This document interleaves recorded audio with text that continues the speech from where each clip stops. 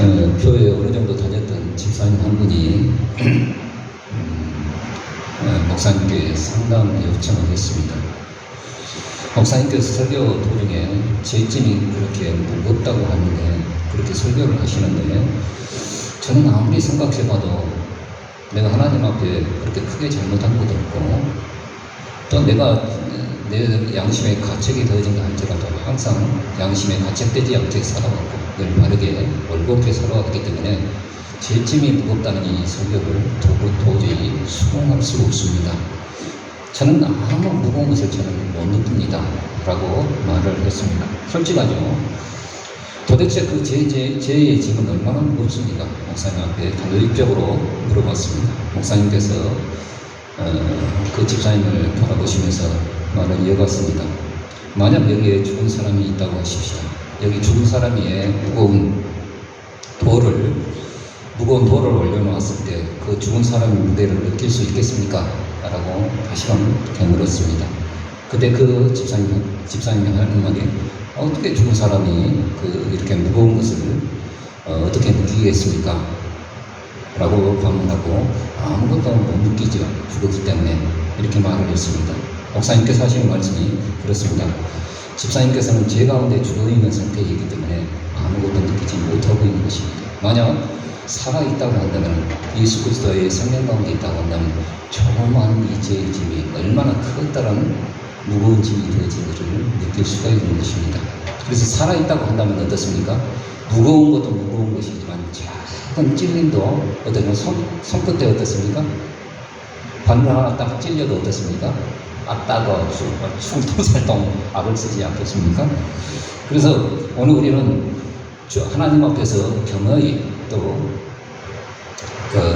섬세히 이 죄의 문제를 좀 다뤄봐야 합니다. 왜 그런 거 아니? 죄를 해결하지 못하면 구원이고 또 은혜고 또 하나님의 섬기고 그 죄를 통해서는 역사할 수 없습니다. 이사야서 59장 2절에 보면 너희와 나 사이에 죄가 가로막혀서 아무것도 손이 짧아서 너희를 구원치 못하신 거 아니오. 귀가 둔하여 너희의 소리를 듣지 못하신 거 아니오. 죄가 너희와 나 사이를 가로막았기 때문에 하나님께서 역사하지 못하신다 라고 이사야 59장 2절은 오늘 우리에게 말씀해 주시고 있습니다.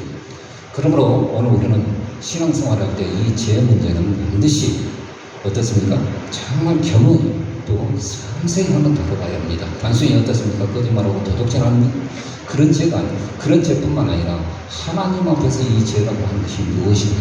이 죄의 영향력은 무엇이고 죄의 비참함은 무엇이고 죄의 그 어마어마한 그 세력은 무엇인가 말씀을 통해서 깨닫고 이제는 죄에서 해방되어져서 하나님의 은혜의 장군 가운데 거하는 귀한 우리가 있기를 주의 이름으로 축복합니다. 자, 오늘 우리는 성경을 볼 때 스바냐서는 거의 있습니다. 발음하기도 어렵고 스바냐서에서 스바냐서 3장 7절에 나와 있는 찬송가 복음성가 가사 외에는 그닥 이렇게 생각나는 구절들이 별로 없습니다. 그러나 스바냐서의 이 말씀들을 읽어보면 엄중한 경고의 말씀이시고 죄에 대해서 심각하게 오늘 우리를 정죄하시면서 그 죄를 떠날 것을 오늘 우리에게 당부하시는 말씀들입니다. 여러분들 하나님을 섬긴다는 것은 무엇입니까? 내 기분 따라 내 형편 따라 또 어떻습니까? 내 주관 따라 하나님을 섬겨나가는 것이 아니라 그 하나님의 말씀을 듣고 그 하나님의 말씀을 받으면 또 그분을 온전히 의뢰하고 그분을 향하여 가까이 나아가는 것이 하나님을 섬기는 것입니다. 그럼에도 불구하고 이스라엘 백성들이 또 우리 또한 해당되어진 것이 그 하나님의 말씀 앞에 가까이 듣지도 아니할 뿐만 아니라 받지도 아니하고 또 그분을 의뢰하지도 아니하고 그분께 가까이 나아가지도 않는 그 모습을 우리는 보게 되어집니다. 청개구리죠. 이스라엘 백성들이 그랬어요. 하나님의 말씀을 듣지도 아니할 뿐만 아니라 받지도 아니하고 어떻습니까? 그분을 의뢰하지도 아니하고 그분께 가까이 나아가지도 아니하고 더군다나 어떻습니까? 지도자를 하는 사람들이 더 하나님 앞에 반대의 길을 걸어가고 있었다는 것이죠. 여기에 보자면 스바냐서 3장에 나와 있는 말씀처럼 방백이라고 하는 정치 지도자들을 말을 해주고 있습니다. 그들은 어떻습니까? 백성들을 호위해서 하나님의 법대로 공의가 물처럼 하수처럼 흘러가면서 그 말씀의 법대로 정치를 해야 할 사람들이 자기 이익 속에 눈멀어서 어떻습니까? 부르짖는, 그냥 울부짖는 포악한 사자인 뿐입니다. 백성들을 향해. 그리고 재판장들은 어떻습니까? 공법을 흘러가면서 하나님의 법대로, 남녀노소 빈부격차를 떠나서 어떻습니까? 하나님의 법이 정확히 시행이 되도록 어떤 그 법을 시행해야 할 재판관들이 이튿날까지 먹이를 남겨두지 않는 저녁 밀대와 같이 돈 주거나 어떻습니까? 싸박싸박 유전무죄 하면서 돈에 이속 따라 어떤 재판을 곱게 하는 그런 사람들이 그 당시에 지금도 또한 마찬가지지 않습니까? 솔직히 까놓고 대통령이 특수통 검사였고 지금도 자기 와이프가 명백한 범죄를 했음에도 불구하고 그것을 밝혀내지 못하는 것이 지금 우리나라 현실입니다. 여거에 우리는 가슴 아파하는 거예요. 그리고 선지자들은 어떻습니까? 하나님의 말씀 앞에 이 말씀이 하나님의 말씀, 견고한 그 하나님의 말씀을 증거해야 함에도 불구하고 어떤 건 경솔하다는 거예요. 그냥 성도들을 통해서 어떤 건 이속을 책임지려는 그런 마음이 있어서 경솔하고 어떻습니까? 간사하다는 거예요. 하나님의 말씀은 불은 불이요 물은 물이라고 하면서 어떻습니까?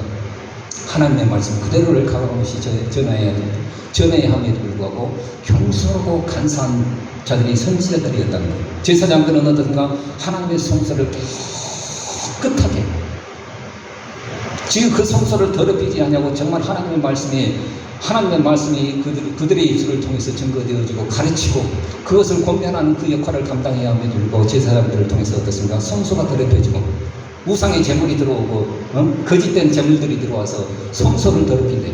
그리고 율법을 그 사람들이 친히 범한다는 거예요. 이런 상황이 어떤가? 유대 말기의 상황이었습니다.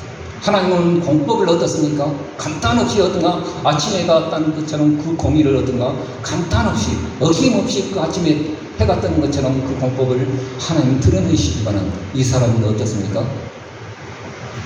불의한 자들은 어떤가? 수치를 먹은 자들, 후한무치의 사람들은 얼굴에 철판을 감고 그냥 겉모습은 종교인이고 겉모습은 신앙생활 하지만은 철판을 깔고 하나님의 반대의 길로 걸어가고 있었다는 사실을 스바냐 선지자는 고발하고 있습니다. 그리고 이제 스바냐 선지자는 이제 다시 말을 할 때 오직 하나님만 경외하고 구원을 받아라 경고하는 겁니다.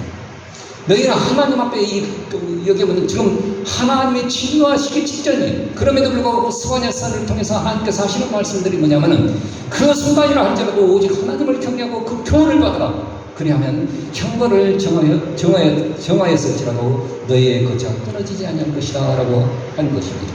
이런 게 오늘 우리가 자녀를 때릴 때 어떻습니까? 너 한 번만 더 그러면 진짜 아빠 엄마 못 참아. 그리고 그냥 그 다음에 바로 때립니까? 또 그렇게 말하지 마. 이제는 마지막이야. 그것은 매를 때리는 것이 목적입니까? 그 아이의 잘못을 고치는 것이 목적입니까? 그러죠.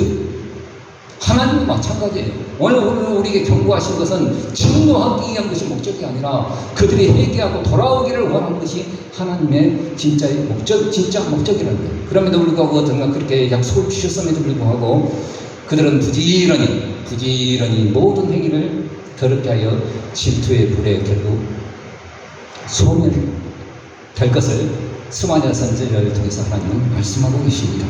그러나 그 진노 중에라도 열방이 그 열국들이 하나님께로 돌아온 그들의 입술을 정확히 하사 어떻습니까?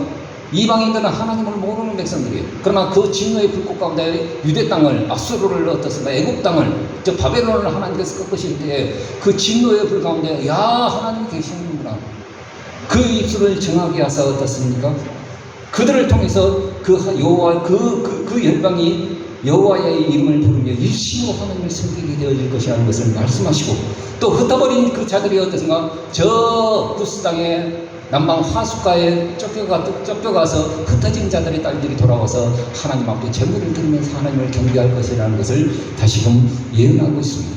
그리고 남은 자의 보호와 회복으로 인한 하나님의 변치 않는 그 사랑, 여기 보면 스바냐서 3장 17절 우리 잘 아시는 가사죠. 너의 하나님 여호와가 너희 가운데 계시니 그는 구원을 베푸시는 전능자이시라. 그가 너로 인하여 기쁨을 이기지 못하게 하시며 너를 잠잠히 사랑하시며 너를 인하여 즐거이 부르며 기뻐하시리라. 여러분들 회개하고 돌아올 때 하나님은 기쁨을 이기지 못하시며 잠잠히 사랑하시며 너를 인하여 즐거이 부르며 기뻐하시리라. 하나님의 마음이 그거예요. 여러분들 부모가 어떻습니까? 부모가 못된 자녀가 있어요. 그럼에도 불구하고 매질을 해도 타일러도 안 되는 거예요. 그런데 그 아이가 처음 들어가지고 다시는 돌아오는 그 순간에 이전 것은 다 잊어버리고 어떻습니까? 하나님의 은혜 가운데에서 은혜 가운데 옛 것은 다 잊어버리고 지금 이 모습만 떠오르고 기뻐서 그 과거의 슬픔과 그 아린 가슴의 추억들은 다 잊어버리고 즐거이 부른 그 하나님의 마음, 부모의 마음이요 하나님의 마음이라는 것을 성경은 말해주고 있습니다.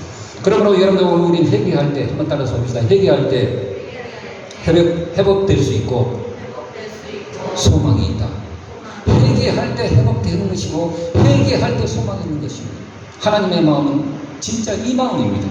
너희가 회개하기를 원한다는 것. 그런데 정작 우리가 회개하려고 해도 뭘 어떻게 회개해야 될지 또 무엇을 하나님 앞에 회개해야 될지 잘 모르는 경우가 있습니다.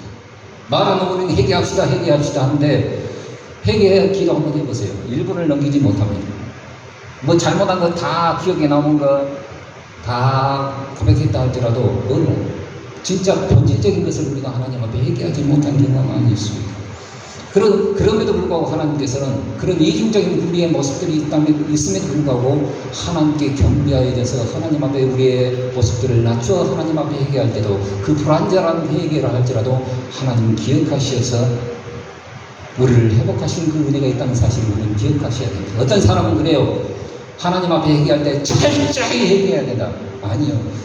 우리는 철저히 회개할 수 없는 존재입니다. 어거스틴은 어떤가 어렸을 때 엄마 젖을 깨끗 먹었던 그 아픔까지라도 하나님 앞에 회개했던 것이 어거스틴의 모습이었습니다. 그러나 우리는 그렇게 성인은 아니지 않습니까? 여러분 오늘 우리는 어설풋한 모습으로 우리가 하나님 앞에 회개해도 하나님이 그 회개 받아주신다는 거예요. 여러분 역대하 12장에 보자면 어떻습니까? 르호보암 솔로몬의 아들 르호보암이 집권해서 어떻습니까? 젊은 자들의 자기가 같이 살아가는 소년들의 코치를 받아서 어떻든가?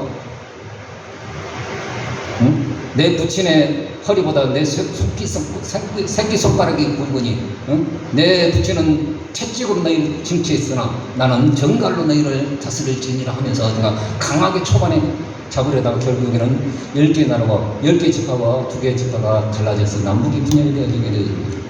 그것을 알고 르호보암은 18만 군사를 베냐민 지파까지 해서 18만 군사를 딱 세워서 북이스라엘을 치들어 가려고 했어요. 이미 어떻습니까? 병권은 어떻습니까? 남쪽 유다에 다 있었기 때문입니다.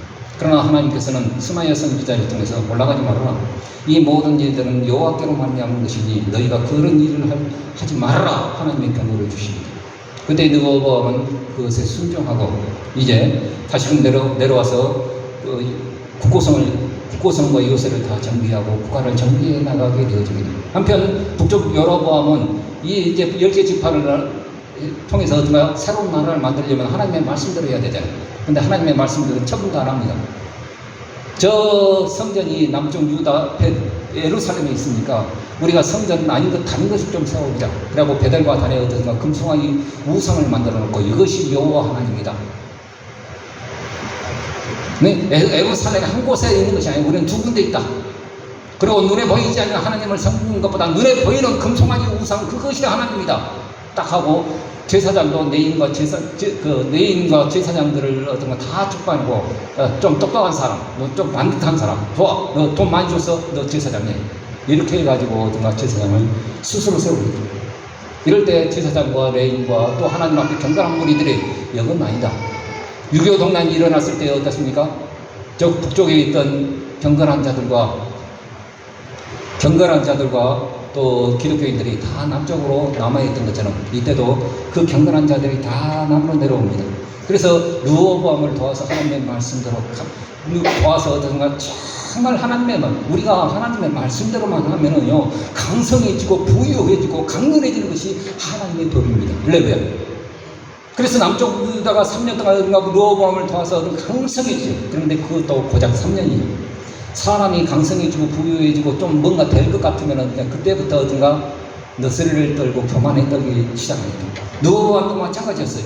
강성해질 때 율법을 버리게 되어집니다. 그러니까 하나님이 이걸 오늘 우리 하나님은 교만을 가장 싫어하신다는 사실을 아셔야 돼요. 오늘 우리 인생 가운데 어떤가? 우리 인생 가운데 문제가 뭐냐? 진짜 어려울 때는 하나님의 은혜가 그 속에 스며져 있습니다. 그런데 좀 결성시키고 좀 뭐가 이루어진 것처럼 하면서 어스러울 때 하나님 치신다는 거예요. 왜요? 교만하기 때문입니다. 그래서 어딘가 강성해질 때 르호보암이 율법을 버리게 되어집니다. 그때 하나님께서 징계로 애굽왕 시삭이 어딘가 침략해 오죠. 5년차 되어진 때 애굽왕 시삭이 침략을 하게 되었는데 병거 1200석 어마어마한 전차 군단을 이끌고 침략을 하게 되죠. 마병이 6만이고 홈과 숲과 구수 사람이 어딘가 불가승수라 헤아릴 수 없는 사람, 불가승수라는 이 말은 뭡니까? 헤아리기 힘든 수라는 거예요. 어마어마한 개미떼 같은 적들이 예루살렘을 싹 쏴버리니까 르호보암이 딱 이렇게 해서 어쩔 줄 몰랐는데 그때 하나님의 사람 스마야가 왕이시여 이스라엘 방백들이 당신들이 하나님을 버렸습니다. 하나님께서 당신을 버렸습니다. 딱 이 말이 어떻습니까? 이 르호보암이 하나님 앞에 스스로 경배하여 이르기를 뭐라고 하냐? 하나님은 의로우시도다 이렇게 합니다. 여러분 오늘 고난 당할 때 여러분들 오늘 우리는 왜 이럽니까? 왜 하나님 나를 못 살게 하십니까? 왜 오늘 우리는 하나님 내가 못한 것도 많지만은 그래도 잘한 것도 있지 않습니까? 하나님 앞에 좀 따져보고 싶습니다. 그런 마음도 있겠지만은 하나님이 나에게 고난을 주실 때 가장 중요한 자세는 이 모든 것들이 하나님의 계획 가운데 있고 이 모든 것들이 하나님의 축복 가운데 있습니다 라고 하면서 하나님 여호와는 의로우십니다. 스스로 경배한 자세가 그거라는 거예요. 한번 따라서 봅시다. 하나님은 의로우십니다. 그렇게 스스로 경배하니까 어떻습니까? 하나님이 진멸할 것을 어떻습니까? 다 처리하시고 그러나 중요한 것은 너희가 시삭의 족이 되어져서 하나님을 섬기는 것과 열국을 섬기는 것이 어떠한 것을 경험케 하십니다. 그래서 여러분들 오늘 우리가 하나님 앞에 정말 우리가 하나님 앞에 조금만 이중적인 우리의 신앙생활이지만 조금만 하나님 앞에 굴복하고 겸비해져서 하나님 앞에 납작 엎드리게 되어지면 하나님 우리를 긍휼히 여기신단 말입니다. 그러나 중요한 것은 우리가 하나님 앞에 완전 돌아서지 않으면 하나님을 섬기는 것과 세상을 섬기는 것을 너희로 하여금 경험케 하신다는 거예요. 그래서 어떻습니까? 오늘 우리는 하나님과 온전히서 오로지 하여 그 마음을 오로지 하여 하나님을 섬기지 못하게 되어지면 어떻게 되느냐? 오늘 우리는 수치를 당한다는 거예요. 여러분들 솔로몬 때 어떤가 하나님을 오로지 하여 섬기니까 금방패를 드는 사람들이 딱 어떤가 수문을 예루살렘 성전에 있어서 또 왕궁에 있어서 그것을 지키는 놀라운 영광이 드러났습니다. 그런데 애굽왕 시삭이 들어와서 금방패 금치를 다 빼앗기고 금치를 다 빼앗기고 그러니까 르호보암이 나중에는 금 다 빼앗겨 버렸으니까 나중에 이 수비대에 뭔가 방패를 들어줘야 하는데 노방패를 만들어줍니다. 그리고 어떻습니까? 온전히 오로지 그 하나님 앞에 돌아서지 못하니까 늘 북쪽 여로보암과 항상 전쟁이 있었다라고 말을 하고 있습니다. 오늘 우리는 우리의 마음이 오로지 그 하나님 앞에 돌아서지 못하면은 항상 오늘 우리는 수치를 당한다는 거예요. 믿음의 역사를 드러내지 못하면은요 세상 가운데 짓밟히게 되어지고 오늘 우리의 삶 가운데 수치를 당한다는 거예요.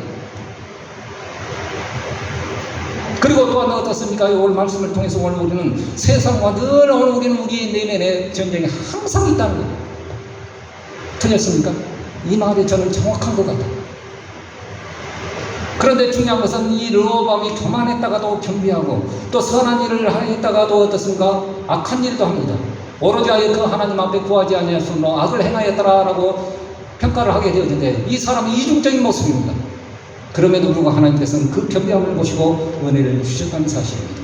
그러면 오늘 우리는 하나님의 전능하신 손 아래에서 늘 겸손할 수 있는 귀한 은혜가 있기를 주의 이름으로 축원드립니다. 시편의 말씀 한번 같이 읽어보십시다. 시편의 말씀 같이 읽어봅시다. 시작. 여호와여 주는 겸손한 자의 소원을 들으셨으니 저의 마음을 예비하시며 귀를 기울여 들으시고 그 이중적인 되지도 않은 르호보암의 교만한 르호보암 이중적인 모습으로 더 이랬다 저랬다 하는 르호보암과 겸비하고 스스로 하나님 앞에 여호와는 의로우십니다 라고 하면 그 무릎을 꿇으니까 하나님이 그 소리를 들으시고 그 음성을 들으셨다라고 말을 해주고 있습니다.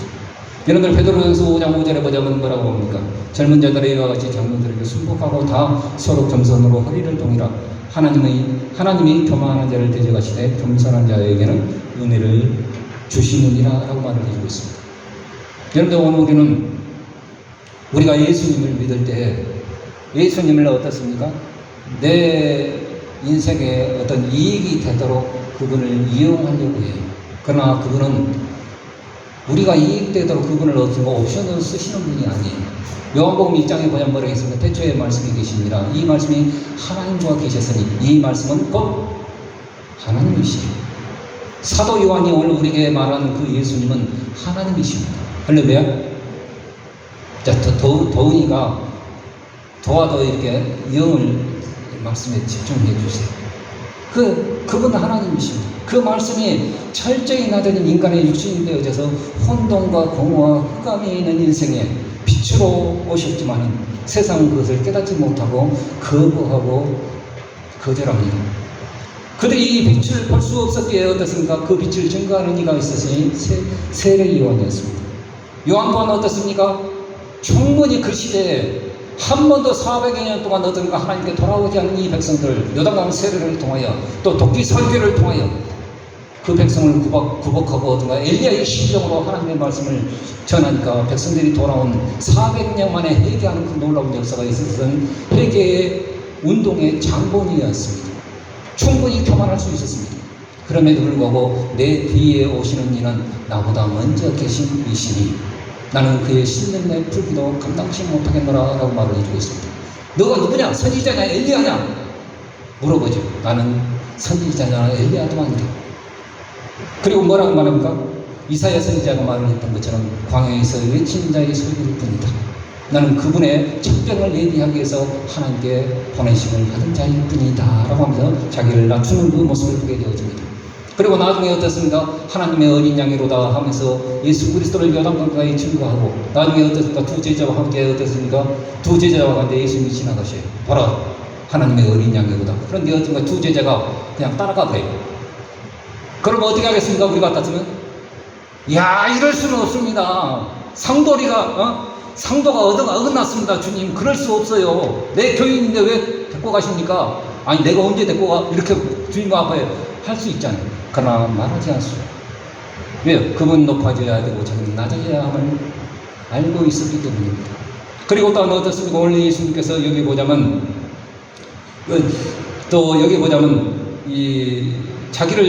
자기 백성들이 영접지 아니하였으나 혈통으로 육종으로 사람의 뜻으로 나지 아니하고 오직 하나님께로서 난 자들이 영접한다라고 말하고 있습니다. 이런데 영접이라는 게 뭡니까? 람반으로 취한다는 것은 어딘가 저랑 같이 영접기도 하십시다. 그 따라한다고 해서 영접이 되어지는 것이 아니라 내 마음이 낮아져서 어떻습니까? 그분만이 그리스도시오, 그분만이 나의 인생의 주인이 되어주신다는 이 고백이 어떤가 영접입니다. 근데 이 영접을 어떻습니까? 영접하는 자들이 어떻습니까? 혈통으로 육종으로 사람의 뜻으로 어떤가 되지 않는다는 거예요. 그래서 유대인이 거부하지 있지 않습니까? 그러나 이방인들은 어떻습니까? 예수님을 영접하게 되어집니다. 영접하는 자, 곧 그 이름을 믿는 자들에게는 하나님의 자녀들, 혈통이 아니지만은 육적인 조건이 되어지지 않지만은 누구든지 주의 이름을 부르는 자는 구원을 얻는 놀라운 역사가 있었음을 보게 되어집니다. 그리고 예수님께서 이제 제자들을 부르실 때 특별히 어떤 갈릴리 베스다 지역에 있는 사람들을 부르셨습니다. 여기에 보자면 어떤가 세례 요한의 제자였던 그 안드레라는 사람이 있습니다. 이 사람은 어떤가 베스다 갈릴리 어부 출신입니다. 근데 그 형제가 누구였냐면 시몬 베드로였습니다. 베드로를 부르고 또 빌립이라는 그 제자를 부르죠. 빌립을 부를 때에 야, 나다네엘이라는 베스다 그 같은 동양 친구가 있는데 이 사람도 어부예요. 베스다라는 그 지역은 어떻습니까? 어부의 집이라는 뜻을 가지고 있습니다. 그러니까 어부, 깡촌이에요. 깡촌. 아무것도 어떤가 농사짓지도 못하여서 그냥 바닷가에서 하루 잡으면 그걸로 밥벌이 하는 인생들이었습니다. 근데 나다나엘을 어떤가 가가지고 야, 내가 메시아를 봤다. 내가 메시아를 같아. 야, 나사렛에서 어떻게 선한 일이 일어나겠느냐? 아니야. 와봐라. 그러고 어떤가 나다나엘을 데리고 어떤가 빌립이 어떤가 예수님께로 가니까 딱 초면에, 야, 너는 참 이스라엘 사람이구나. 그 속에 간사가 없구나. 아니, 주님 언제 봤다고 절을 하십니까? 내가 빌립이 너를 부르기 전에 네가 무화과 나무 아래에 있던 걸 내가 봤다. 당신은 참 하나님이시며 하나님의 아들이시며 임금이십니다 라고 말을 해주겠습니다. 여러분, 이 말씀을 통해서 오늘 우리가 보게 되어진 것은, 여러분들 주님이 제자를 부르시는 것은 어떻습니까? 왕권을 가지고 권세 있는 사람을 부르신 것이 아니라 낮아진 사람들을 부르신 겁니다. 하나님의 복음은 낮아짐의 속에서 역사한다는 사실을 우리는 보게 되어집니다. 다시 말해서 오직 은혜의 복음은 겸손의 통로를 통해서 역사되어진다는 사실을 오늘 이 말씀을 통해서 우리는 보게 되어집니다. 그러므로 오늘 우리 또한 어떻습니까? 우리가 신앙생활할 때 낮아지고 겸손한다는 것은 굉장히 중요한 거예요. 요한계시록의 말씀에 보자면 어떻습니까? 그들을 일곱 교회를 통해서 어떤가 책망하시는 말씀 가운데 뭐라고 말씀하시냐? 공의의 어떤 이기는 자라는 말이 나오지만 또 반복되어지는 말이 뭐냐면 회개치 아니하면 이 말이 계속 반복이 되어집니다. 소아시아 일곱 교회의 주의 칭찬과 책망과 상급의 말씀이 2장과 3장에 나와 있는 말씀입니다. 이것은 이제 있는 일이고 현재 교회에 있는 것이고 나의 모습입니다. 회개치 아니하면 에베소 교회가 어떻습니까? 거짓 사도들을 드러내면서 진리의 말씀을 분별하면서 어떤가 인내와 그 말씀을 온전히 지켜가면서 어떤가 신실하게 말씀의 중심으로 신앙생활했어요. 그럼에도 불구하고 그들이 책망할 것이 있는데, 한 가지가 있는데, 첫사랑을 버렸다는 거예요. 여러분, 오늘 우리의 신앙생활이라고 하는 것은 어떤가 사랑을 빼버리고 어떤가 말씀 중심의 생활, 그래갖고 사랑이 없다. 이건 에베소 교인들의 모습들입니다. 에베소 교인들의 모습이에요. 여러분, 우리 말씀 한번 같이 읽어볼까요? 자, 요한일서 4장 21절의 말씀 시작. 우리가 이 계명을 받았느니 하나님을 사랑하는 자는 또한 형제를 사랑하지. 우리 속에 신앙생활 한다면서도 이 사랑이 우리 속에서 소멸되어지고 있습니까? 주님은 회개치 아니하면 네 첫사랑을 버렸는데 네가 이기지 않냐고 어디가 돌아서지 않냐면 내가 그 촛대 옮겨버릴 거예요. 그 촛대를 옮겨버린다는 것은 교회를 없애버린다는 거예요. 무서운 말씀이죠. 우리의 신앙의 근간을 흔들어버린다는 말씀입니다. 그리고 또한 어떤 서만학교회는 책망이 없습니다. 환난과 궁핍 속에서도 부자이고 죽도록 충성하는 모습이었습니다. 그러나 버가바두라리아 교회의 문제는 무엇입니까? 발람과 니골라당과 이세벨을 좀 용납한 사람들이었습니다. 다시 말해서 복음과 섞여진 거짓 복음을 용납한 사람들이었습니다. 거짓 복음에 타협하는 사람들이었어요. 예를 들어 발람의 교훈과 니골라당의 교훈과 이세벨의 교훈이 무엇입니까? 하나님을 믿으면서도 세상의 음란의 문화가, 우상 숭배의 문화가, 정말 하나님을 섬기면서도 우상을 섬기듯 어떤가 그 하나님을 섬기는 것이 거짓 복음입니다. 여러분이 오로지 하여 그 하나님을 경배하고 그분의 보내신 자 예수 그리스도께서 내 안에 주인이 되어주셔서 그 삶을 살고 있지 않은 한 오늘 우리는 거짓 복음과 타협하고 있습니다. 여러분들 여기에 보자면 발람의 교훈과 이세벨의 교훈과 니골라당의 교훈은 무엇입니까? 우상입니다. 우상인데 우상의 특징적인 것이 음란입니다. 그래서 어떤가 입의 검으로 싸우리라 라고 말하고 행운과 우상 제물에 대해서는 침상에 던져버릴 것이고 한란에 던져버리라 라고 말씀하고 계십니다.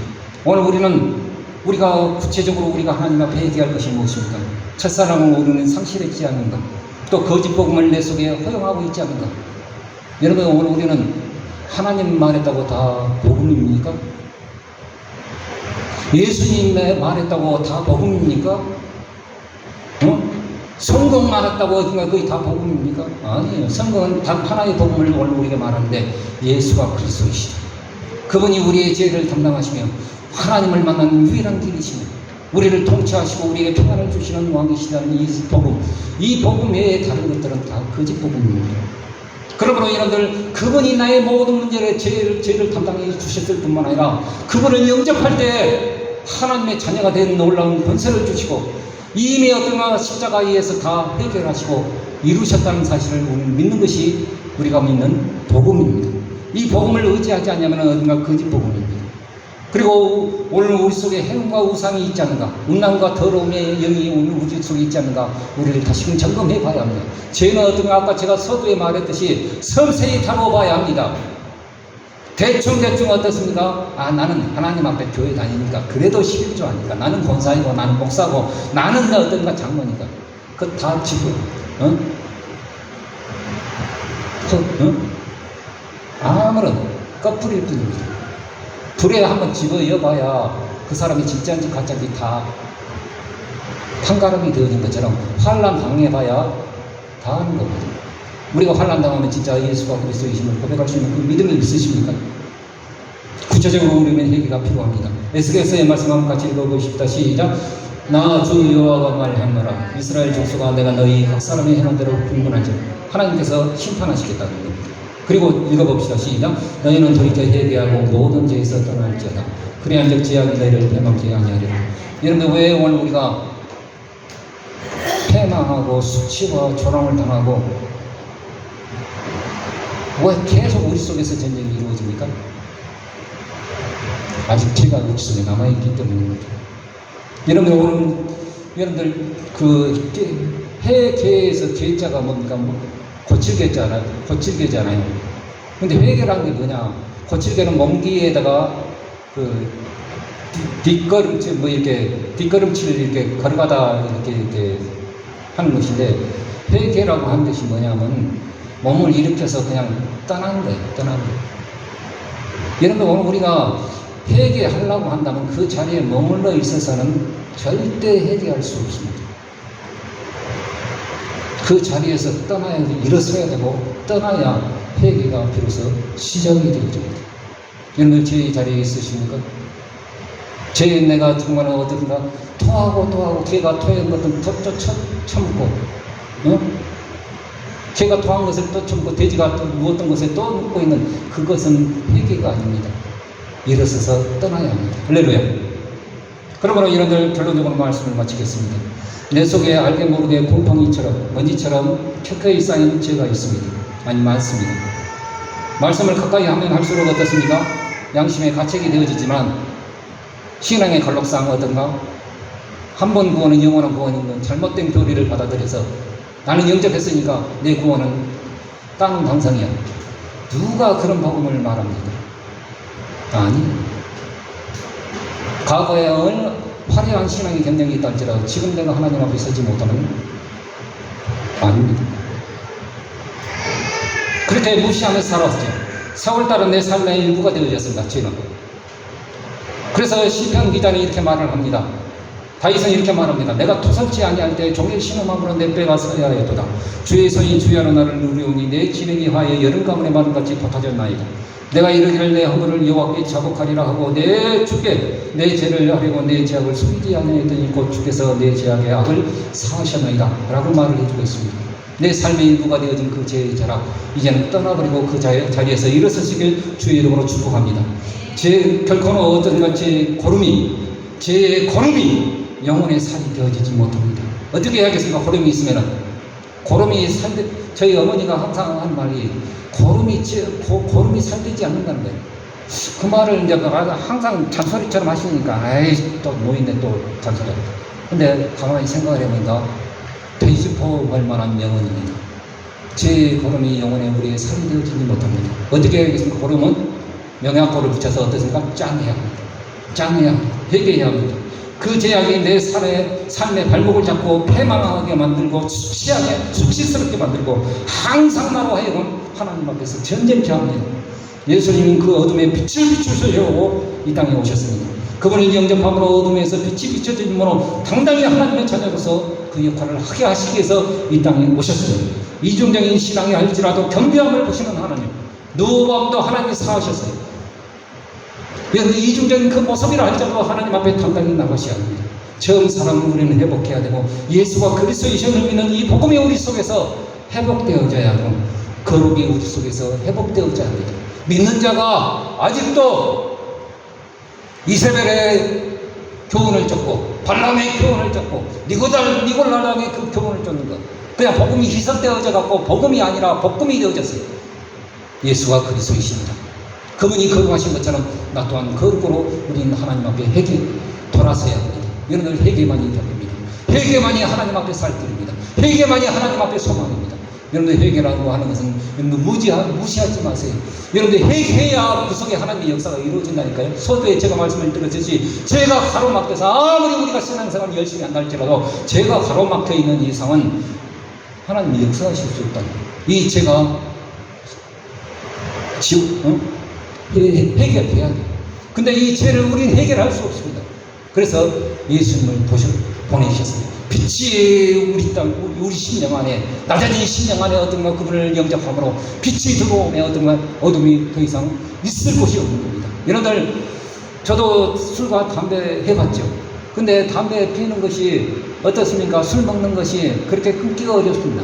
청소년 시절에 그렇게 피워댔던 담배, 그렇게 먹었던 술, 안 됩니다. 근데 어느 날 친구를 한답시고 어떤 가서 어떻습니까? 막걸리 한잔 하자 하면서 술 먹고 전도하려고 했어요. 응? 여름철에 막걸리 한 잔이 얼마나 시원합니까? 니네들 왜 입맛하죠? 응? 응? 그런데 그 뒷날 하나님이 딱 내 목을 이렇게 붓게 하셔요. 하나님이 하시는 겁니다. 하나님이 하시는 겁니다. 여러분들, 빛이 내 속에 비춰지길 주의 이름으로 축복합니다. 어려운 건 없어요. 주님이 하시면 하시는 겁니다. 할렐루야. 전능하신 태초에 계신 그 하나님의 말씀이 나와 함께 하시면 하시는 겁니다. 할렐루야. 여러분들 그분을 영접하시고 그 놀라운 내 가운데 거하시길 주의 이름으로 축복합니다. 기도하겠습니다.